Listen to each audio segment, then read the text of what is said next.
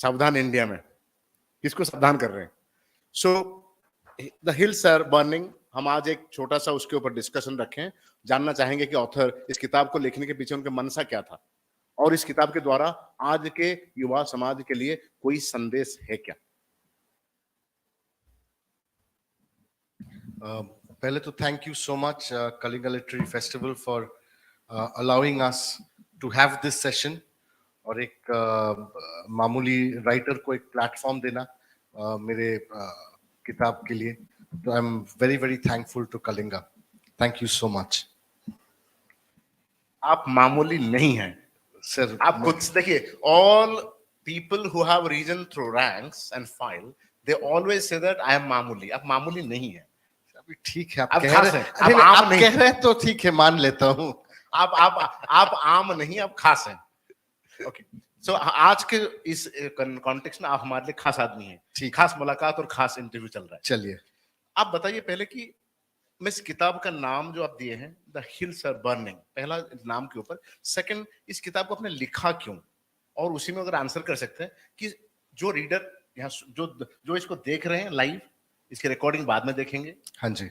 और उनको किताब खरीदना क्यों चाहिए और पढ़ना क्यों चाहिए? ये आपका जो सवाल है ना, वो कॉलेज या स्कूल वाली क्वेश्चन है. वो मेन क्वेश्चन, फिर सब ए, सब बी, सब सी, तो 2-2 मार्क्स के 6 मार्क्स मिलेंगे मुझे इस सवाल को जवाब देने के लिए.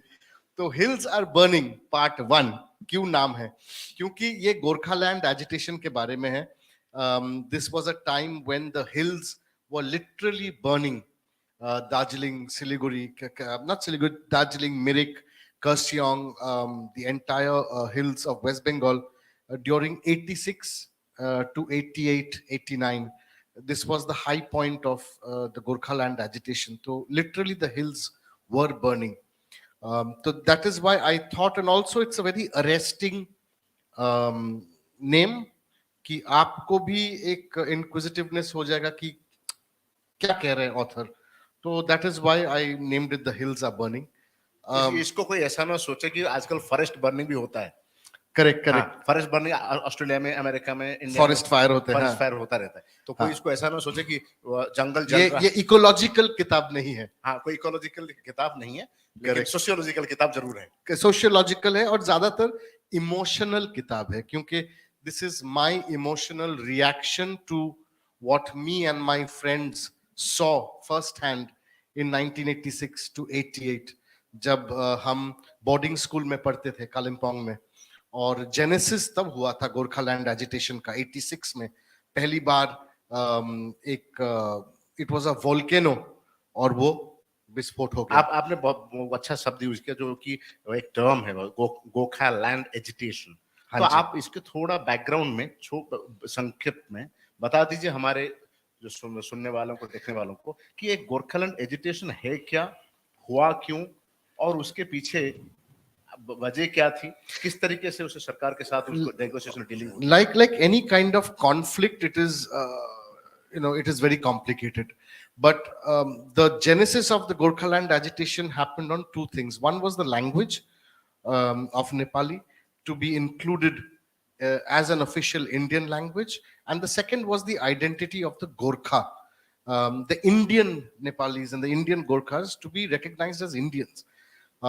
At that point of time, the Indo-Nepal treaty allowed Indian, Nepali people to come into India, without any problem and without any visa requirement. And the local Nepali of when we say Nepali, usually everybody thinks acha Nepal ke Nepali, but Nepali is also used for people speaking Nepali, the language. So there is another Nepali population in the hills of West Bengal and all of that. So those are Indian Nepalis. Right.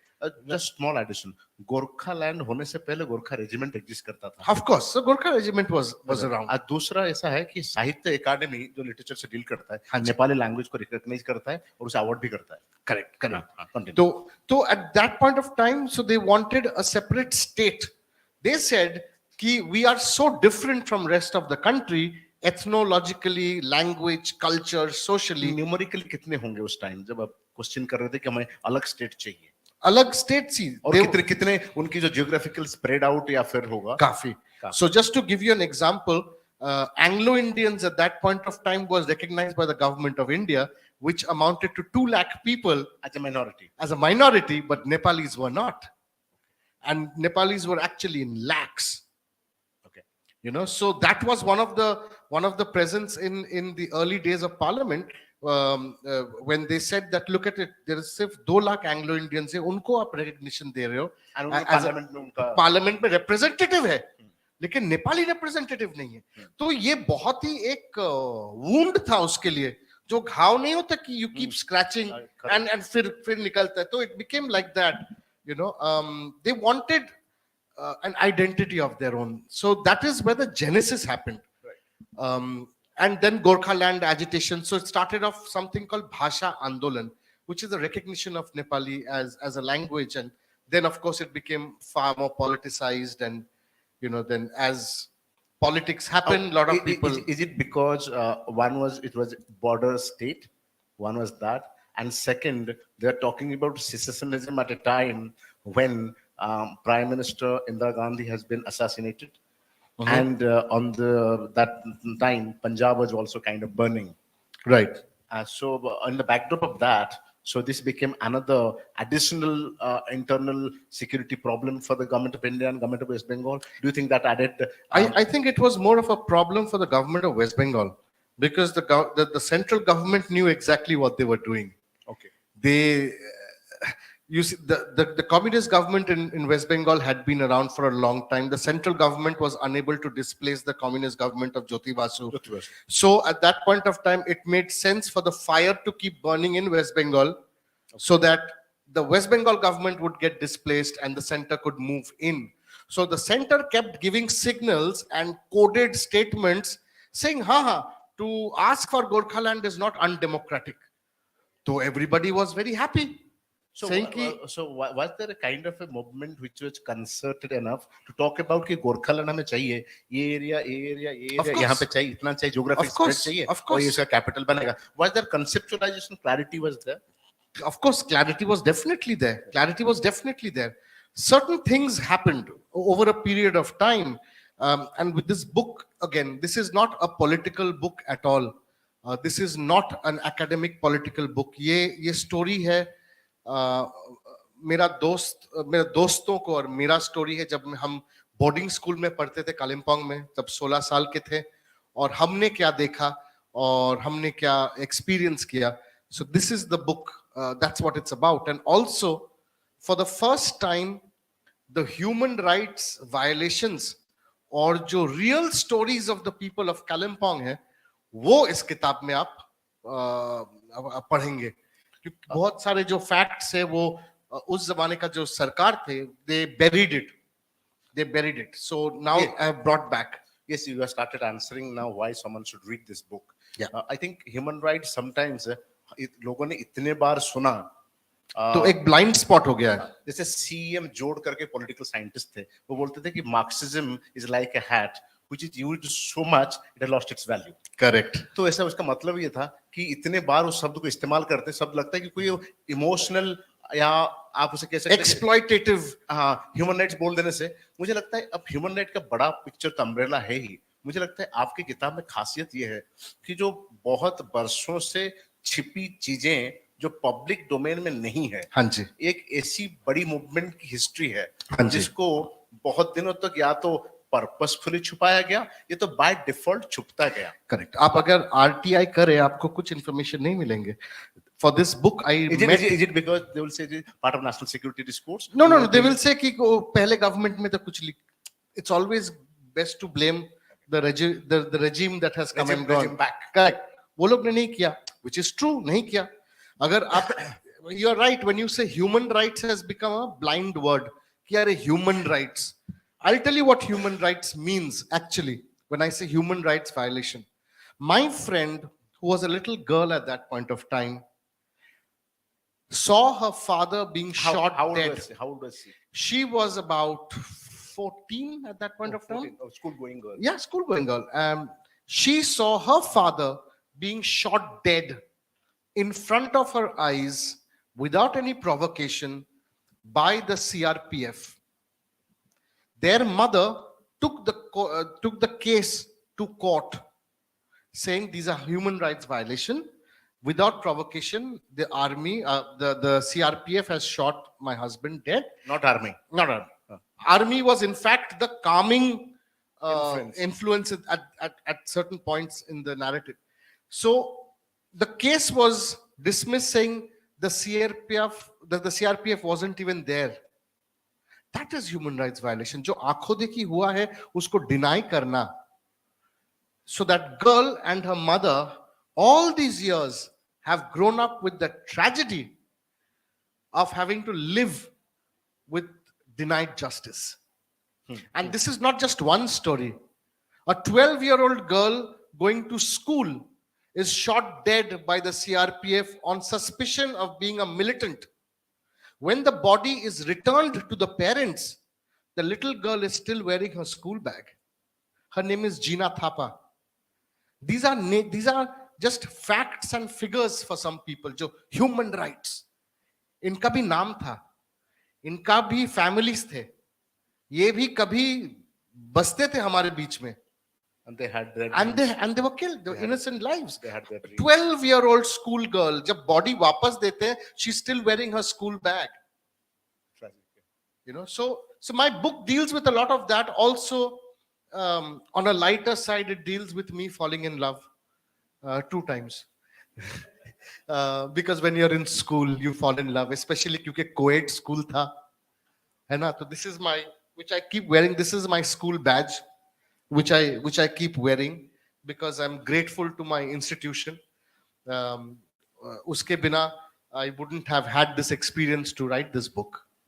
No? ये मुझे बहुत challenging लगता है कि आप human emotion और experience को इतने डिफिकल्ट टाइम से पोर्ट्रे करना, रिप्रेजेंट करना, रिफ्लेक्ट करना आसान नहीं रहा होगा आपके लिए as an author, because when you go back to your memory, हाँ जी, and sometimes it doesn't serve better sometimes. Absolutely. And you go back to memory, reach to people those who are there, and you perhaps go through the same kind of emotional experience. Hanji. Perhaps as visuals, they're running backside in your mind. So how easy or difficult was it for you to decide to write in something like this, where information wise we are very poor in public domain? Right. There were 2 reasons as to why I wanted to write this book. One, because this is a book that I've dedicated to my classmates and batchmates. क्योंकि जो हरकतें हमें की है, I wanted to put it down on paper before all of us are getting old. So before we forget what actually happened. So for the record, I wanted to put that. Parallelly, I wanted to tell the story of the Andolan and the agitation, because the generation who were witness are dying now. Right? We are also getting old. And जो collective consciousness से वो stories निकल रहा है. For the generation who are today, they think that these things were rumors. ये हुआ नहीं था. आप समझ रहे हो, एक folklore urban myth बन गया है ये सब stories. But they don't know the first hand pain of it. If some of them will say, you know, in Nepali, मैले सुनेको थियो, यस्तो भएको थियो, बुझे, थाहा छैन मलाई, you know, they don't know. I have heard like that like this happened. Yes, it happened. So before it goes from the collective consciousness of people, I wanted to resurrect the stories, right, so that future generations know what happened. As you quoted few lines, can you read the first, this one? Tukai? Yeah. Can you read that? Yeah. So Tukai, that's me, basically. 27 July 1986. So this was the moment where a peaceful protest march is happening, and the CRPF has already set out snipers to attack them. Okay. So after this point, the Gorkhaland Andolan turned violent because they knew that they were facing a bigger demon than they had anticipated. Right. Can you read that? Yeah. Tukai, 27th July 1986. Lapse Bhote Nepali, Hami Sabbai Gorkhali. So Lepchas, Bhutias, Nepali, we are all Gorkhas. Jyan Dinchu, Pran Dinchu, Gorkhaland, Hami Linchoi Linchu. We will sacrifice life and soul, but we will claim Gorkhaland for sure. A never-ending sea of people flowed down Rishi Road in Kalampong past the Dambar Chowk. Hundreds, maybe thousands, Tukai estimated. There was a crackle of electricity in the air. Tukai stood at the entrance of Gompu's restaurant, hypnotized, watching the sea advance, wave after wave, holding placards, banners, chanting with their proud, loud voices. Bang, bang, bang! The sounds of gunfire rent the air above the din of the chants. Tukai gasped as he suddenly saw people being lifted off the ground with wide gaping holes in their chests. There were screams, pandemonium, rushing feet. More bullets whizzed by, followed by soft thuds as they made contact with the intended targets. Blood spurted out in tiny flower-like shapes. Tukai began hyperventilating, watching the horrific events play out before his eyes. Right. So this is the beginning of the novel. Right. I think such opening lines where he connects the book to that day's event and then what people said, that is very important to connect to the emotion then. Again, very sorry to ask the number because we normally look at numbers. How many people were that day, on that day, were marching? Oh, thousands. Thousands. People had come from across villages. They had walked 60, 70, 80 kilometers just to be part of that peace protest. And so the protest was going towards where? it was I mean, going starting towards a place called Mela Ground, which is like an empty, huge football field, historically very important as well, where during the Silk Route days, the Tibetan traders used to come here to sell the silk and exchange goods and all of that. Right. So they were going there to burn the Indo-Nepal Treaty as a symbolic gesture. as a protest? As a protest. So that India allowing Yeah. Nepalese without visa entering to that territory will not be good for the local, the identity, because they were being diluted. so local Nepalese who said that we are Indian Nepalese. Yeah, we are Indian Nepali. So do not bring more Nepalese. Don't bring more Nepalis. It just meant we want to be recognized as Indian Nepalis. Were more like that. They were okay. I mean, you as a country, as a democracy, you can of course allow people to get in with a visa or whatever. Yeah, but they wanted their own identity to be. Why such strong desire came when there was a Gorkha regiment during the British time also recognizing, we had a Sikh regiment in that side. Right. And then perhaps, what was the inspiration? Was it something like the language what was the trigger? Why so many people coming together, asking questions to the government and the state that we need recognition, we need our language to be recognized, we need to be recognized and having an identity. So what was the trigger? The trigger was, of course, the Bhasha Andolan, which is the language. Why was it with Bengali language, giving them the Bengal government, giving them the space within the state of Bengal, or asking it to the government of India? So what was they wanted for the government of India? They wanted Nepali to be. They said there are so many of us, and we are so culturally different. We want our own language to be officially recognized, which has of course now happened. So if the protest is going on peacefully, why there is a police force attacking or confronting them? There were incidents of violence before that period as well. There was a firing in Kurseong which had happened a few days ago. There was sporadic violence happening. The intelligence, I believe, the intelligence at that point of time had felt threatened that so many people are coming together. Perhaps I think it was for the first time that 5, 6, 8, 10,000 people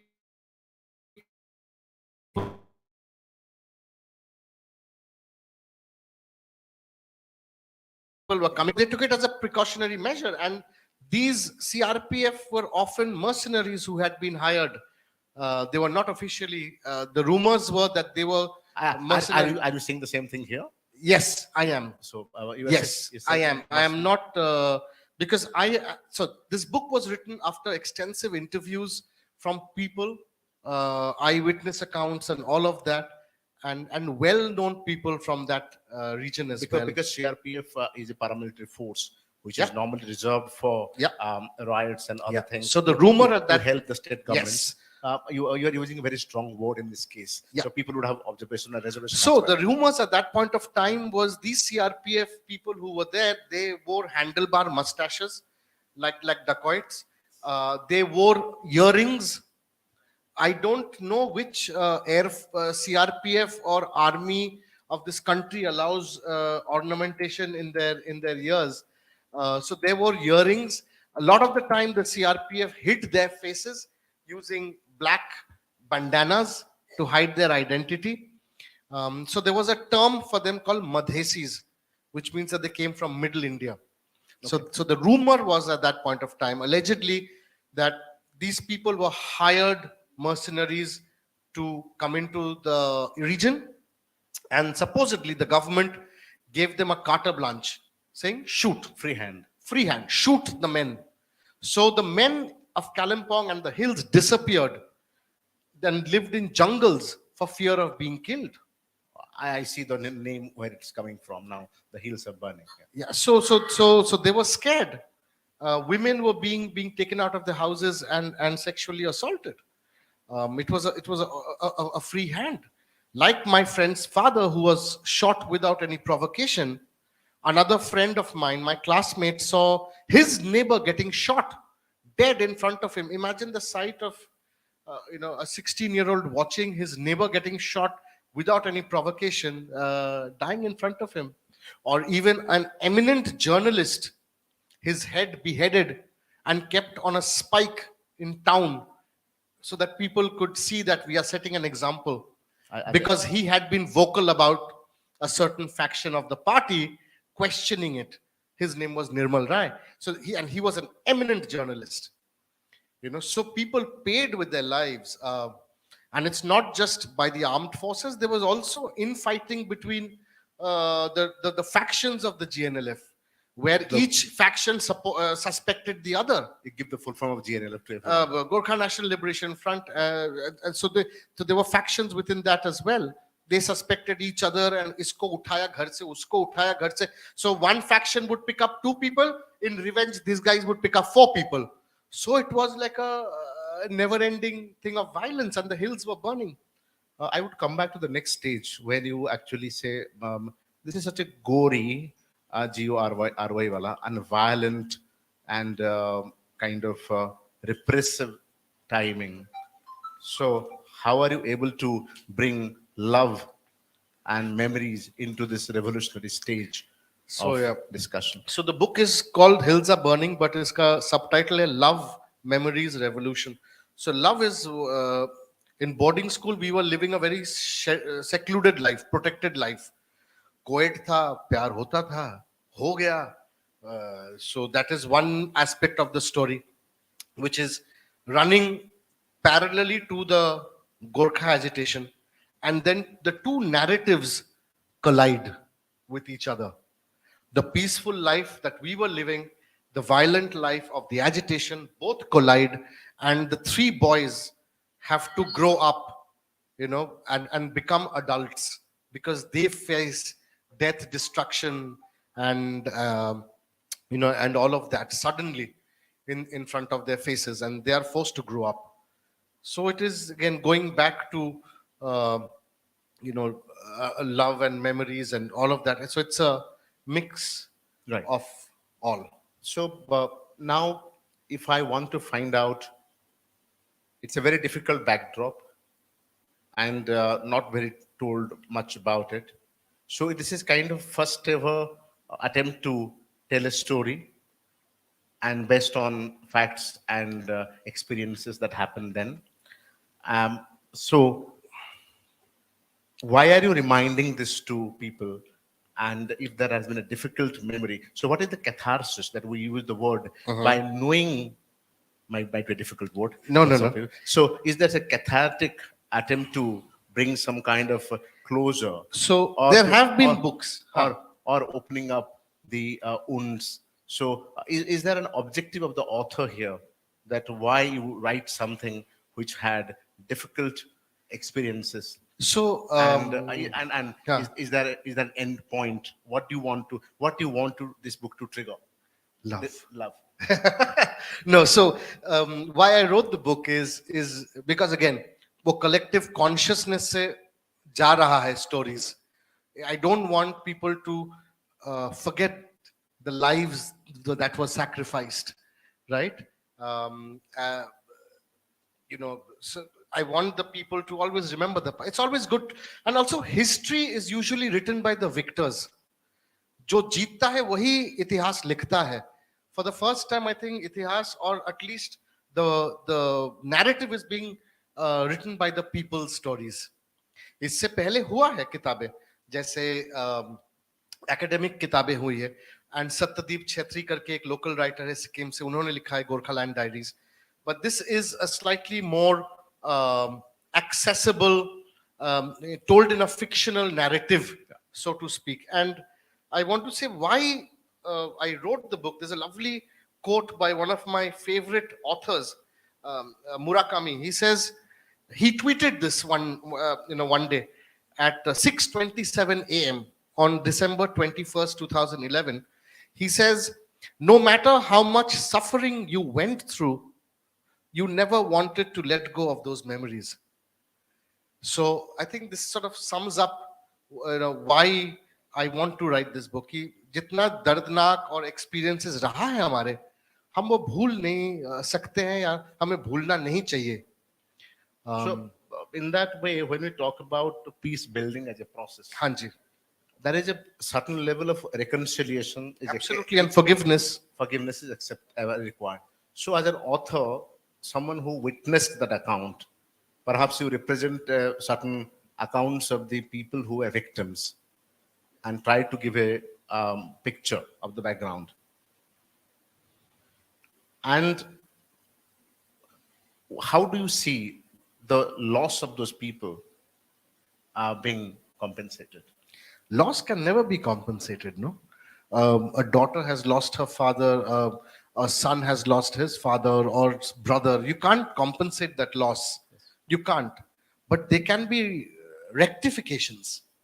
They can be coming to the table midway to see what can the future be. Right. And that is in any kind of a conflict situation, it's always compromise from both the sides, and shaking of hands and saying, listen, I'm sorry. And the other person saying, listen, I'm sorry too. But now what can we do about it? Yeah. And I am just a writer. I don't know politics. मुझे समझ भी नहीं आता. So the powers that be have to decide what will happen in the future. But this book is, of course, as I said, this book is completely dedicated to the people of Kalimpong and to childhood, innocence, love, and friendship. With that positive note, we will come to an end of the discussion, but this discussion, something which we would have loved to continue for longer as well. So hope to have you sometime virtually, if possible, absolutely, for a sir. longer discussion as well, absolutely. going by chapter. And we thank you profusely on behalf of Kalinga Literary Festival. And I want to thank you for taking the time. Your flight is going to leave. You have to run now. And of course, thank you, ma'am, for making us a part of this amazing festival and giving us this opportunity. Thank you so much. And please go and buy the book. Hum garib authors hai. We'll have a picture on the book. So yeah. It is KLF unveiling for everyone. Yeah. So we write books in the hope that people will read it. And it's not about the money or selling copies. It's about our babies being, going around the world and being read. So please support. Very, very rightly said by sir that it was a session which needed much more time and lots part has been left to be discussed. But surely we are looking forward to a virtual session with sir, and soon KLF will try to host a session. On behalf of KLF team, I would like to thank sir for giving his valuable time in such a short period of time. He discussed so many major factors about his book with us. Thank you, sir. With this, we head towards our next and last session of this KLF edition. That's Odia session, Reflection of Current Time and Situation in Literature. I would request